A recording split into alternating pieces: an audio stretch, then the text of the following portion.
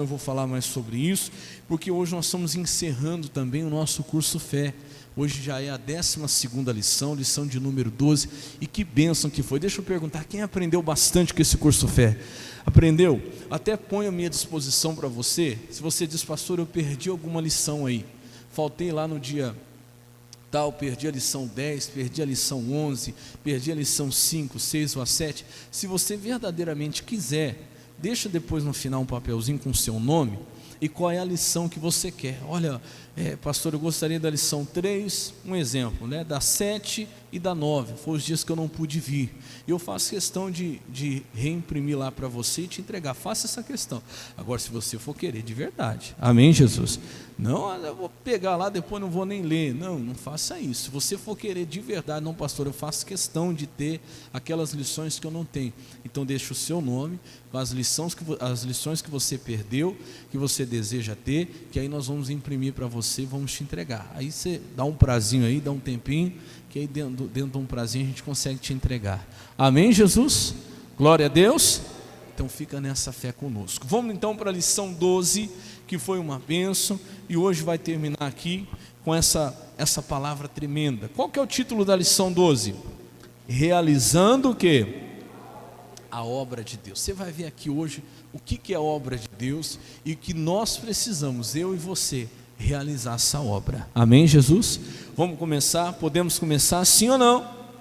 Toda a sua atenção aí agora. Todo mundo recebeu o curso Fé? Faltou alguém receber? Então vamos lá.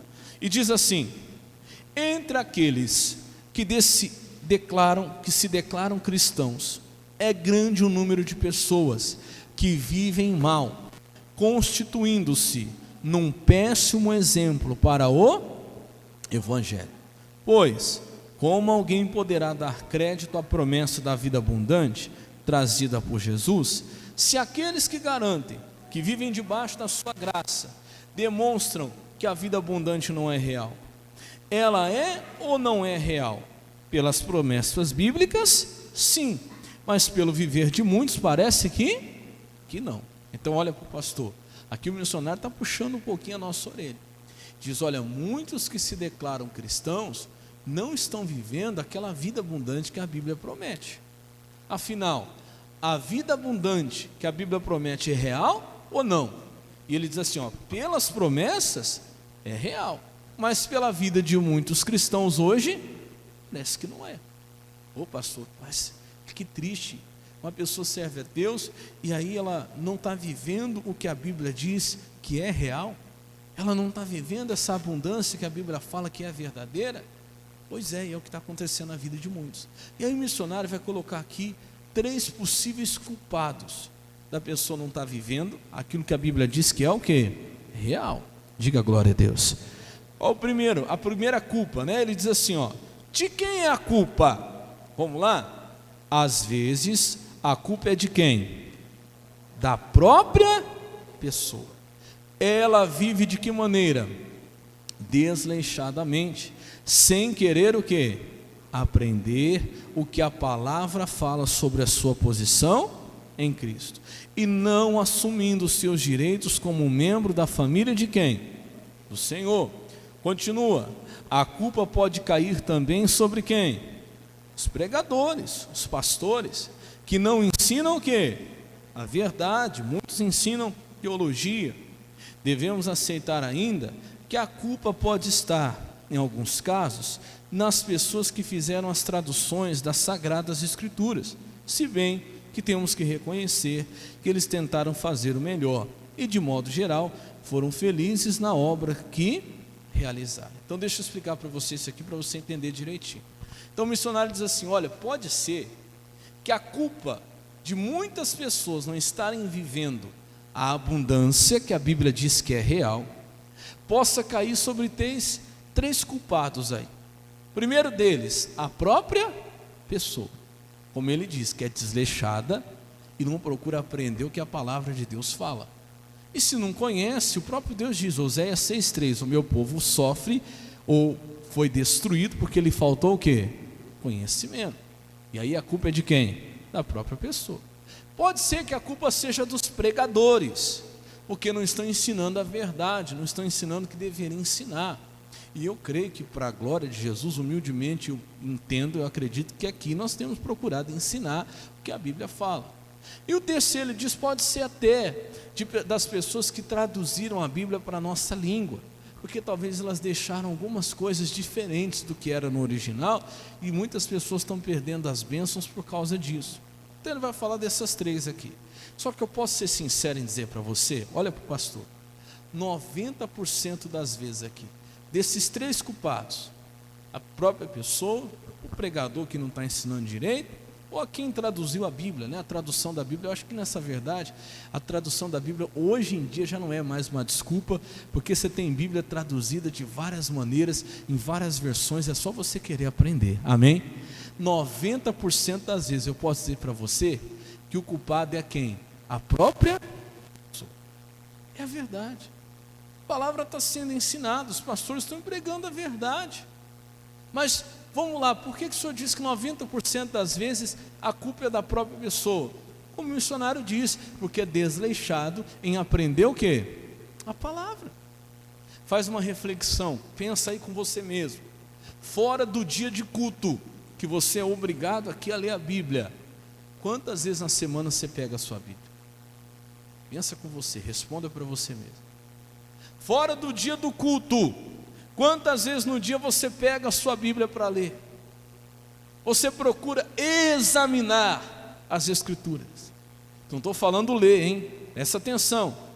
Eu nunca esqueci o que o pastor Fernandes Lima disse o dia que ele veio aqui. Ele falou uma coisa que eu guardei no meu coração. Ele falou assim, olha, Jesus nunca mandou ler a Bíblia. Aí eu já fiquei de orelha em pé. Eu falei, peraí, como assim? Ele falou assim, ó, Jesus mandou examinar. Você lê aí notícia, você lê qualquer coisa. A Bíblia você tem que examinar. E como é que examina? De maneira minuciosa, detalhe por detalhe, prestando atenção. Amém? Você já viu como é que faz um exame? Já foi o médico fazer exame? Fui um tempo atrás a fazer o exame no médico. O médico pegou e foi lá e mexia aqui, mexia ali, mexia acolá, faz isso, faz aquilo, olha para cima, olha para baixo, você sente aqui, sente acolá, dá aquela martelada na perna, a perna chuta, né? Martela o braço levanta, é detalhe por detalhe. É aí que nós perdemos. Aí que na maioria das vezes, 90% das vezes, as pessoas não estão vivendo a vida abundante que a Bíblia diz que é real, na promessa, mas não está sendo real na realidade, na nossa vida. Quem está entendendo, diga amém. Então examina, meu irmão. Às vezes nós estamos sendo relaxados, como o missionário usou a palavra aqui, desleixado em querer aprender as Escrituras, em querer aprender a verdade, em querer aprender as coisas de Deus. Examinar isso, é pegar a palavra minuciosamente, detalhe por detalhe. Senhor, o que o Senhor quer dizer aqui? Aonde tem outro versículo que fala da mesma coisa, do mesmo assunto, que é o que eu preciso para resolver a minha situação? Eu preciso me aprofundar nesse assunto, que é o que eu estou passando. O que a tua palavra fala a respeito disso? O que a tua palavra diz a respeito dessa situação? E aí vai acontecer conosco o que o missionário disse aqui. A abundância, a vida abundante que é real na palavra, não está sendo real na nossa vida. Mas isso tem que mudar. Quem está entendendo, diga amém. Vamos continuar? O missionário vai dar 2 exemplos aqui de traduções que foram mal traduzidas e que fez muita gente entender errado a Bíblia. Ele fala aqui, ó, mas muitos pontos importantes, está acompanhando aí onde eu estou lendo? Onde eu estou lendo. Mas muitos pontos importantes. Achou aí? É o terceiro, aliás, o 4º parágrafo. Quem achou, diga amém. Então vamos lá. Mas muitos pontos importantes foram traduzidos de um modo meio que torcido. E por isso, bênçãos têm sido perdidas. É o caso de João 14:13, que já temos estudado bastante nesse curso Fé, em que foi traduzido da seguinte maneira: e tudo quanto pedirdes em meu nome, eu o farei. Segundo essa tradução, qualquer um pode se convencer que basta o quê? Pedir a bênção que lhe seja concedida. Mas a verdade é bem outra. Conhecemos muitos que vivem pedindo e nada o quê? Recebem. A verdade é que Jesus não falou pedir no sentido que nós conhecemos, por pedir, e sim o quê? Determinar, exigir e o quê? Mandar. Põe para mim ali João 14:13, olha lá, ó. E tudo quanto o quê? Pedirdes. Então isso aqui, olha para o pastor, é uma das traduções que o missionário diz que foram meio torcidas. Por quê? O verbo pedir aqui no original, quando a Bíblia foi escrita, era a palavra usada aqui, o verbo usado aqui no original, foi o verbo aiteo. E o verbo aiteo, lá na língua original da Bíblia, não era pedir desse pedido de suplicar, de pedir misericórdia, de pedir por favor. Não. O verbo aiteo, usado na linguagem original da Bíblia, era um pedido de exigir, era um pedido de mandar de quem tinha autoridade. Que nós vimos isso na primeira lição, não sei se você lembra. Mas exigir, pastor? Sim, não de Deus. Ninguém vai exigir de Deus, isso é loucura. Deus é Senhor e nós somos o quê? Servos. Mas é mandar, exigir de quem? Do diabo, da doença, da enfermidade, do mal. Mandar mesmo. Ou não é dizer, diabo, por favor, sai da minha vida. Não, ô demônio, você tem que sair. Eu te determino que você saia em nome de quem? Jesus. Aí foi onde a gente aprendeu, foi onde nós entendemos. Esse entendimento foi o que mudou a vida do missionário. Se você acompanha o ministério do missionário há muito tempo, você vai ver que o missionário R.R. Soares, o ministério principal, a mensagem principal do ministério do missionário é essa. Ele conta, não sei se você pegou, até comentei com os irmãos, que aquele livro aquele livro Como Tomar Posse da Bênção, saiu esses dias em áudio, muito bonito. A voz de um locutor, você tem preguiça de ler? Eu sei que tem muitos aí que tem, né?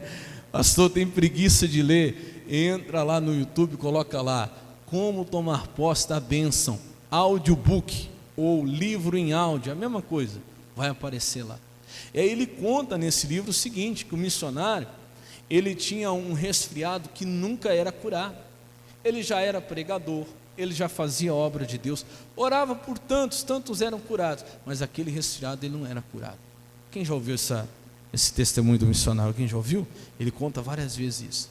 E ele ficava, e já fazia tudo, já tinha feito todo qualquer tipo de oração, ele já tinha chorado, ele disse que já tinha até falado, Deus, se eu fosse o Senhor e o Senhor fosse eu tinha curado o Senhor.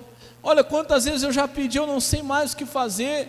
Tinha gente que vinha contar testemunhos, falava, missionário, o senhor orou e eu fui curado do resfriado. E ele falava assim, que dentro dele ele pensava, pois é, Deus curou você através da minha oração e não cura eu. E aquilo foi entrando no coração dele, e faltava o que? Entendimento. Quando ele leu o livro Curar Enfermos e Expulsar Demônios, onde o Dr. T.L. Osborne, ele mostra que essa tradução aqui está um pouquinho torcida, não é pedir, é exigir, determinar. Aí mudou o entendimento dele. Ele fala que quando ele entendeu isso, ele sentiu um gigante. Ele chegou diante do espelho e ele entendeu, ele falou, agora eu não vou pedir mais. Eu estou dizendo, Satanás, pega esse teu resfriado e sai agora da minha vida em nome de Jesus. E falou que na hora o diabo disse na mente dele, não, você não vai ficar curado não. E ele falou, diabo, você nunca acertou, dessa vez você acertou, realmente eu não vou ficar curado, eu já fui curado. E ele falou que daquele dia em diante, acabou, nunca mais ele teve aquele resfriado. Diga glória a Deus. Então foi aí que foi surgindo o entendimento, que foi passado a mim, foi passado a você. E ele vai mostrar aqui hoje, outra passagem da Bíblia, que pelo entendimento dele também foi traduzido de uma maneira um pouco torcida. Vamos lá? Ele fala assim, ó, também é o caso da cura do cego registrada em João capítulo 9. Os versículos 3 e 4 foram traduzidos deste modo. E Jesus respondeu, nem ele pecou e nem quem? Em seus pais, mas foi assim, para que se manifestem nele as obras de quem? De Deus. Convém que eu faça as obras daquele que me enviou, enquanto é dia. A noite vem, quando ninguém pode o quê? Trabalhar. Preste atenção agora. Se essa tradução fosse correta, poderíamos acreditar que existem pessoas que nascem cegas, aleijadas e passam a vida sofrendo para que algum dia nelas se manifestem as obras de Deus. E seguindo esse raciocínio, alguém poderia argumentar que Deus não é amor, pois Ele permite que pessoas nasçam defeituosas e vivam sofrendo, sendo privadas da visão, audição, voz e de outras funções, só para que algum dia elas venham ser curadas e Ele receba o quê? A glória. Isso não parece esquisito? Isso é o quê? Horrível. Esse não pode ser o caráter do nosso Deus. Então olha, pastor, do jeito que foi escrito esse versículo, dá a entender isso. Lembra, quando foi que isso aconteceu?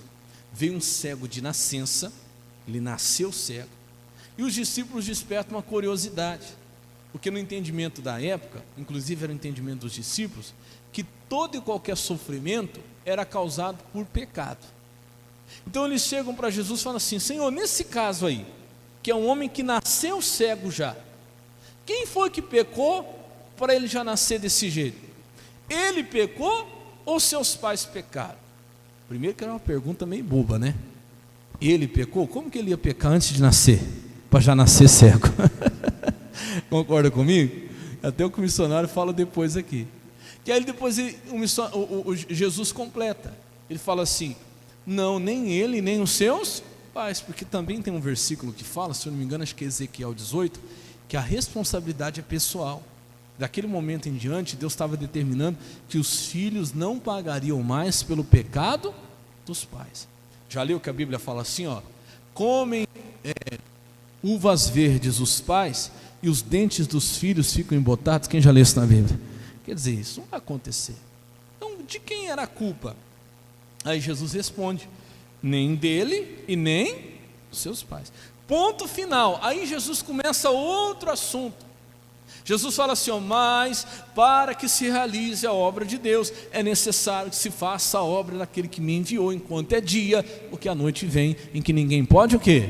Trabalhar. Então, é uma coisa dividida da outra. Jesus responde a pergunta que nem ele, nem os seus pais pecaram, que aquilo na verdade já estava respondido, porque toda doença vem do pecado lá de Adão. Quando Adão pecou foi que o diabo entrou no mundo. Antes de Adão pecar não tinha doença no mundo, não tinha enfermidade. Lá atrás, quando Adão pecou, aí o diabo tomou conta do mundo, e aí entrou a doença, entrou a enfermidade, e hoje o diabo opera não é só em quem já está adulto não, é criança, é recém-nascido, e até antes de nascer, até dentro do ventre, ele quer tocar, ele quer operar. Pode ver hoje aí, estão tentando já atingir as pessoas, até antes que elas nasçam, estão dizendo, 6 meses, 5 meses, não é vida não, arranca e joga fora. É o demônio tentando hoje já atingir as pessoas até antes de nascer. Então Jesus responde a pergunta: olha, nem ele nem os seus pais pecaram, ponto final. Quando tem ponto final vai começar outro assunto, mas vamos fazer a obra de Deus agora. Para que se faça a obra de Deus e ele seja curado, tem que se fazer a obra daquele que me enviou. Diga glória a Deus. Só que se você não tomar cuidado, parece que é uma coisa junto com a outra. Parece assim, ó, não foi ele nem o pai, mas ele nasceu assim para ele ser curado e Deus ser glorificado. Olha que pensamento estranho, não é? Puxa, então quer dizer que Deus gosta que as pessoas nasçam aleijadas, com problema de visão, faltando audição, só para ele curar elas e o nome dele ser glorificado? Não, irmão. Deus não quer ver sofrimento de ninguém para o nome dele ser exaltado. Quem está entendendo, diga amém. As pessoas nascem assim por causa da obra do diabo, por causa do pecado que entrou no mundo. Só que se você não tomar cuidado, você pode entender desse jeito. Por isso tem muita gente aceitando o sofrimento hoje. Eu já vi gente falar assim: não, eu estou sofrendo assim, mas é para a glória de Deus. Irmão, sofrimento não é para a glória de Deus. Cuidado. Não, isso eu estou sofrendo assim, mas é vontade de Deus. Cuidado, meu irmão. Jesus veio no mundo, foi para tirar de nós as doenças e o quê? Enfermidades.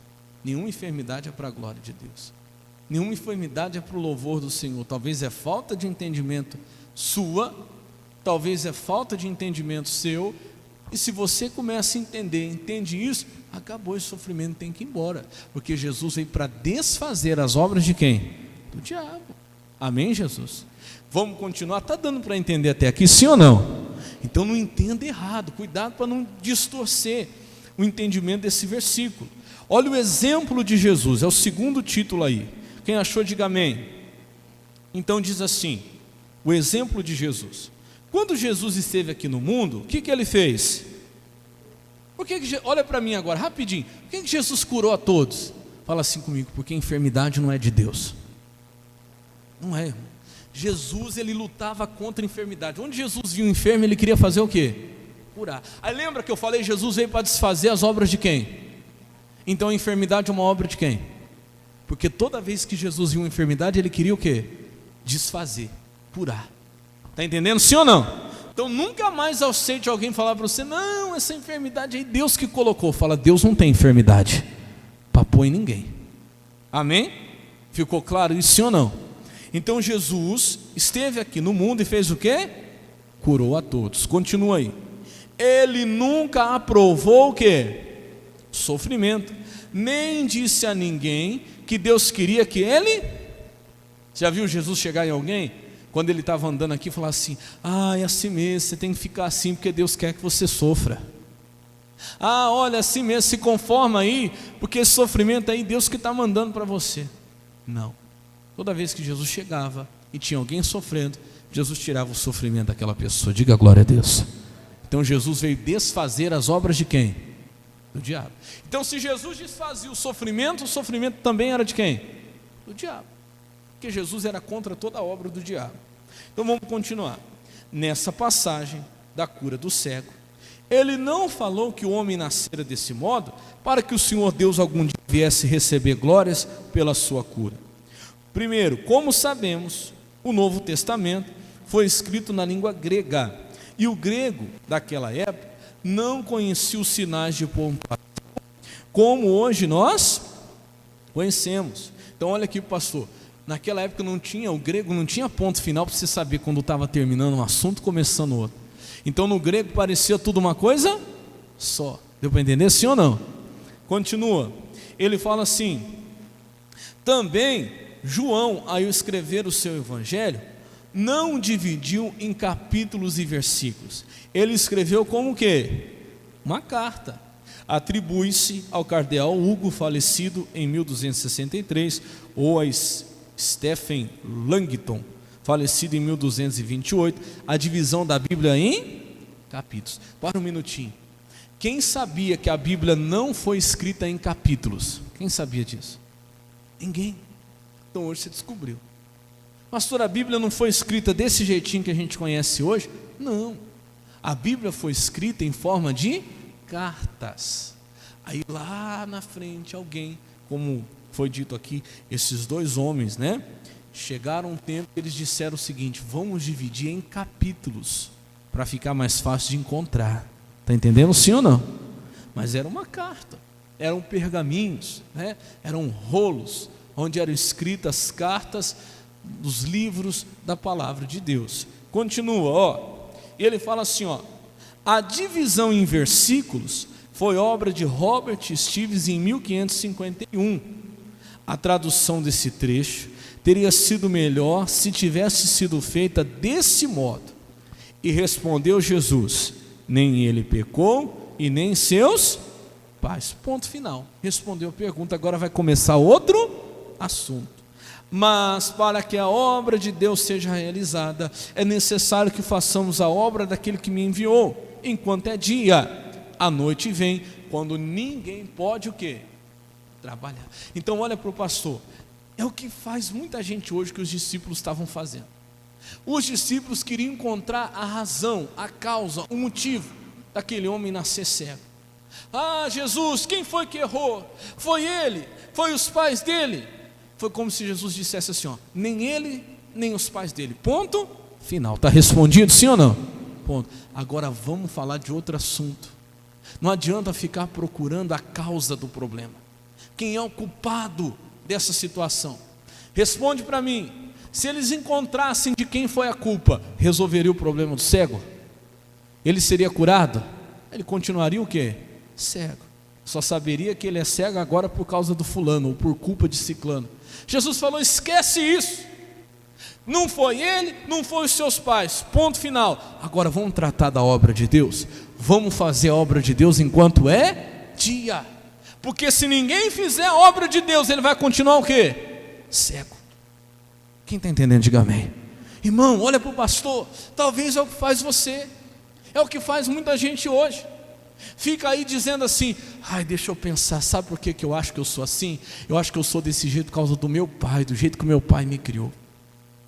Ah, eu acho que a minha vida hoje é assim por causa da minha mãe, por causa do que a minha mãe fazia comigo quando eu era pequena. Ah, eu acho que eu sou assim desse jeito por causa do meu marido, sofri muito quando eu casei, eu não era desse jeito. Eu te pergunto, o que resolve descobrir de quem é a culpa? Não resolve nada. Sabe o que vai resolver o problema?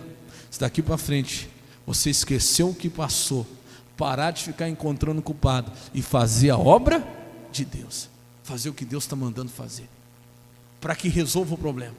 Ô discípulos, ô meus filhos, para de ficar aí filosofando quem foi que errou, se foi ele, se foi os pais dele. Não foi nem ele, não foi os pais dele, isso é culpa do diabo. Vão fazer a obra daquele que me enviou, para que ele seja curado agora. Diga glória a Deus. E pronto. Acorda, ô discípulo, para de ficar aí se preocupando, procurando aí agulha em palheiro, como diz o meu avô, procurando chifre em cabeça de cavalo. Que não tem, né? Não vai achar. E vão fazer o quê? A obra de Deus, que é o que resolve o problema. Diga graças a Deus. É isso que o missionário vai falar agora, preste atenção. Há uma tradução da Bíblia feita mediante a versão francesa dos monges beneditinos de Mare de Souza, acho que é isso, misericórdia, Bélgica. O nominho difícil, que se aproxima desse nosso entendimento. Aí eu não sei, alguns, os irmãos obreiros até arriscaram aí, que tem escrito assim, ela diz. Aí para não confundir você, eu pedi para eles riscarem, alguns estão riscados, outros não, mas quando fala ela diz, aí vai falar o versículo que já foi falado, que é o que está em vermelho em cima. Então para não ficar confuso para vocês, já riscaram aí, foi um erro, tá? De digitação. Continua. Como é diferente, não é verdade? Quantos milhões de criaturas têm sofrido desnecessariamente durante anos, porque pensavam que os seus sofrimentos lhes foram dados para que um dia a obra de Deus nelas se manifestasse e Deus recebesse o quê? Quanta gente pensa assim? Talvez porque teve um entendimento errado desse. Não, sabe que eu estou sofrendo assim é para a glória de Deus. Não, meu. O que vai ser para a glória de Deus é a sua libertação e a sua cura, não é o seu sofrimento. Diga graças a Deus. Continua. Os discípulos perguntaram: quem pecou, este ou seus pais, para que nascesse cego? A pergunta que fizeram é bastante esquisita. Olha o que eu falei, como poderia ele ter pecado antes de nascer? E Jesus, respeitando o raciocínio deles, lhes disse: nem ele pecou, nem os seus pais. A pergunta foi respondida. Porém, sobre a causa real do sofrimento, Jesus não falou nada. Talvez porque a Escritura já falara em outras partes que a causa de todo o mal é o pecado de quem? De Adão. Não é culpa lá dele ou dos pais que pecaram. Não, foi lá atrás, quando o diabo entrou no mundo, né? Porém, aproveitando a ocasião, o Senhor deu uma grande revelação. Mas para que a obra de Deus nele se manifeste, é necessário que façamos a obra daquele que me enviou. Vamos continuar? Vira a folha. Deu para entender até aqui, sim ou não? Jesus falou: olha, não foi nem ele, não foi nem os pais. Vamos parar de ficar procurando o culpado. Vamos realizar a obra de Deus, porque senão ele vai continuar cego. E eu vim para realizar a obra daquele que me enviou. Homem de Deus, mulher de Deus, acorda. Para de ficar procurando aí, não, eu sofro assim, porque por causa do meu filho, o que eu passo com ele, é por isso que eu sou desse jeito, é o que eu passo lá no meu trabalho, por isso que eu sou assim. Não, meu irmão, vamos fazer a obra de Deus para que o problema seja resolvido. Continua aí, virou a folha, sim ou não? Então vamos lá.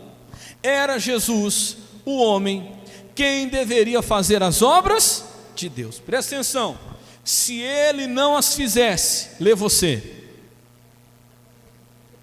Meu irmão, ia ficar lá, aquele homem ia continuar cego. Então Jesus assumiu a responsabilidade. Continua.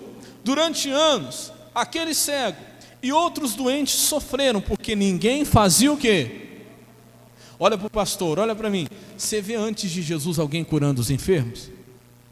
Você vê antes de Jesus alguém expulsando os demônios? As pessoas nem sabiam disso. Assim, claro, os profetas operavam maravilhas, né? Você vê Elias operando, Eliseu ressuscitando mortos e tal. Mas a obra de Deus que Jesus mostrou, do jeito que Jesus mostrou, ninguém sabia fazer. Foi Jesus que ensinou que existia demônio, que os demônios estavam nas pessoas, incorporavam, tinham que ser o quê? Expulsos. Então Jesus veio para mostrar o que era a obra de Deus. Continua, ó. O mesmo é verdade hoje. Milhões estão sofrendo porque a obra de Deus não está sendo feita. É a verdade, irmãos. Alguém pode sofrer duramente anos, mesmo sendo membro da melhor igreja, se ele não fizer a obra de Deus aonde? Em sua vida. Isso é, qual que é a obra de Deus? Repreender o mal. Se ele não exigir a saída das doenças e o fim do sofrimento, nada será feito. Olha para o irmão do seu lado e fala para ele assim, ó, se você não fizer a obra de Deus não vai ser feita. Não, pastor, mas a obra de Deus é o pastor que tem que fazer. O pastor tem que ficar o dia inteiro lá na igreja fazendo a obra de Deus. Coitado de você, irmão.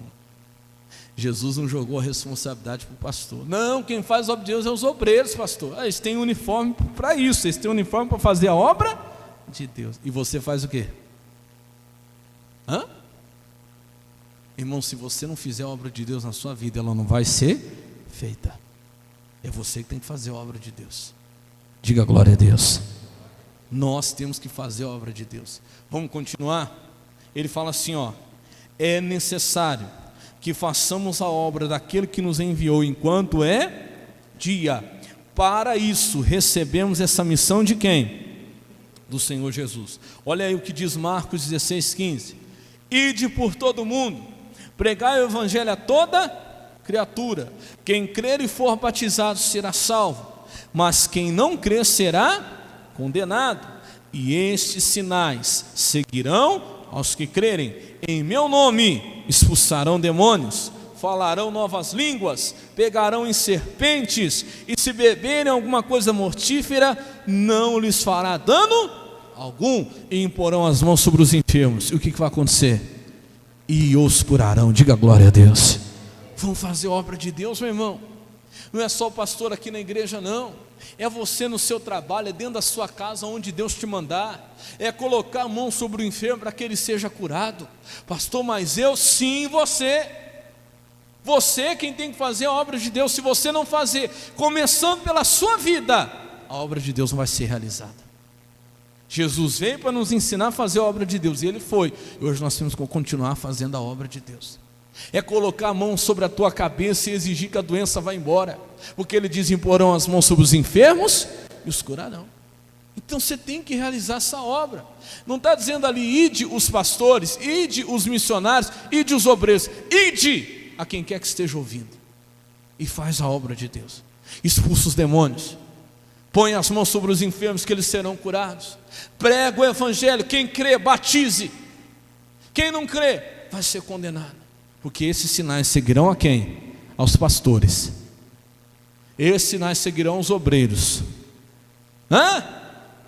Fala para mim. Esses sinais seguirão os missionários. Eles vão ver se tem um crachá para cumprir. Não. Esses sinais seguirão quem? Quem crê. Se você crê, meu irmão, você vai ver esses sinais se cumprirem. Diga glória a Deus. Olha que bonito, olha o que acontecia no passado. Quando saíram para fazer a obra de Deus, veja o que aconteceu.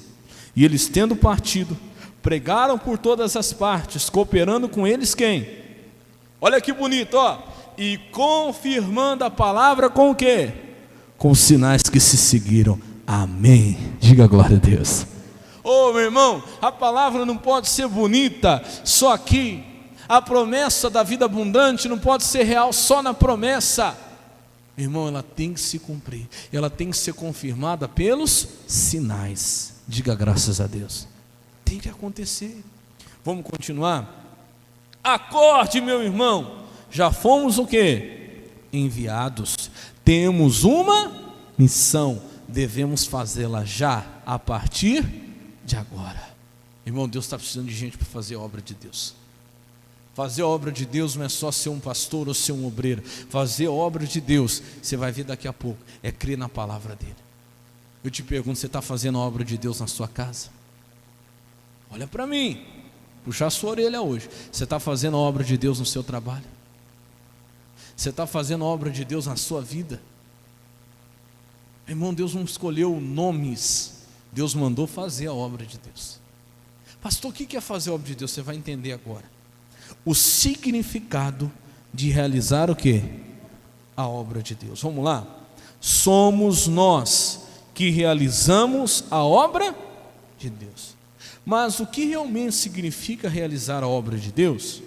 Para as pessoas que procuraram o Senhor Jesus e indagaram dele o que era realizar a obra de Deus, ele foi claro. Vamos ler? E achando no outro lado do mar, disseram-lhe: Rabi, quando chegaste aqui? E Jesus respondeu e disse: na verdade vos digo, que me buscais, não pelos sinais que vistes, mas porque comestes pão e vos saciastes. Trabalhai, não pela comida que perece, mas pela comida que permanece para a vida eterna, a qual o Filho do Homem vos dará, porque a este o Pai, Deus, o selou. E disseram-lhe, pois, que faremos para executarmos a obra de Deus? E Jesus respondeu e disse: a obra de Deus é esta, presta atenção, que creiais naquele que por ele o que? Enviou. Olha para o pastor, as pessoas estavam seguindo Jesus desesperadamente, mas não era porque viram os sinais, não é porque queriam experimentar o sobrenatural, eles queriam comer o que? Pão. Pois é, eles queriam matar a fome sem precisar trabalhar. E você acha que hoje é diferente? Tem muita gente seguindo Jesus, correndo atrás de Jesus, vem para a igreja, mas não é porque quer receber algo espiritual de Deus, uma experiência com Deus, não quer ter mais de Deus, quer o que? Comer pão. Eu queria que Deus me abençoasse, eu queria que Deus resolvesse o meu problema, eu queria que Deus fizesse isso na minha vida. Jesus falou: olha, vocês estão me buscando pelo motivo errado. Quando tem a necessidade, Jesus multiplica o pão, sim ou não? Sim ou não? Mas não é por causa disso que você tem que procurar Jesus. Jesus disse: vocês têm que trabalhar não pela comida que perece, mas pela comida que permanece para a vida eterna. E eles não estavam preocupados com vida eterna, eles queriam comer pão. Olha só, olha, descobriu um homem que se você levar 5 pães e 2 peixes para ele, ele faz virar comida para 5.000 pessoas. A gente vai precisar trabalhar mais. Não precisa. Leva 5 pães e 2 peixinhos para ele, que ele vai dar comida para a gente o mês inteiro. Não precisamos nem plantar, não precisamos mais escolher, não precisamos fazer nada. Jesus disse: vocês estão com o pensamento errado. Eu não vim para suprir suas necessidades daqui nesse mundo, eu vim para dar vida eterna. Vocês têm que se preocupar com a vida eterna. E aí eles perguntaram para Jesus: Senhor, como é que faz para executar a obra de Deus? Jesus falou assim: a obra de Deus é que creiais naquele que ele enviou. Quem foi que Deus enviou? Quem foi? Jesus. Mas eu quero que você preste atenção no que o missionário vai dizer agora. Jesus é a palavra. Presta atenção, vamos continuar? Ele fala assim, vimos que eles procuraram Jesus porque não queriam ter o quê? Trabalho para conseguir o sustento material. Pois de 5 pães de cevada e 2 peixinhos, que era o lanche de um menino, ele fez uma multiplicação que alimentou quase 5.000 homens, além das mulheres e crianças. Agora seria fácil, no raciocínio deles, quando tivessem qualquer necessidade, ele prontamente faria o quê? Milagres. Estavam procurando Jesus para comer pão, como eu disse a você. Jesus então lhes adverte que deveriam trabalhar pela comida que permanece para a vida eterna, a qual ele, Jesus, lhes daria. Entenderam eles que precisavam fazer algo e foram direto ao assunto, perguntando o que seria necessário para realizar a obra de Deus.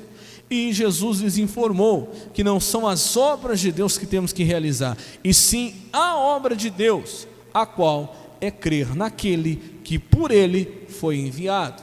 Vamos continuar. Hoje mesma pergunta e mesmo o quê? Resposta. Se você perguntar como é que faz a obra de Deus, a resposta é a mesma, né? Essa pergunta formulada ao Senhor Jesus é ouvida em todas as partes e a resposta é a mesma: que creiais naquele que por ele foi enviado.